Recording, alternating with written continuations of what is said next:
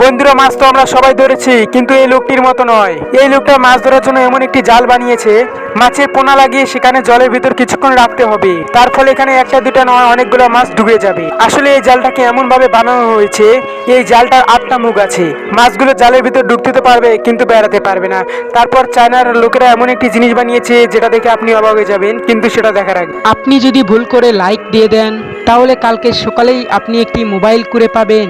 আর যদি সাথে একটা সাবস্ক্রাইব করে দেন, কালকেই সকালে আপনার বাবা আপনাকে R15 বাইক কিনে দিবে। হয়তো তোমার এই কথাটা বিশ্বাস হচ্ছে না, তুমিও চেষ্টা করে দেখতে পারো। এ পর্যন্ত অনেকেই কিন্তু পেয়েছে।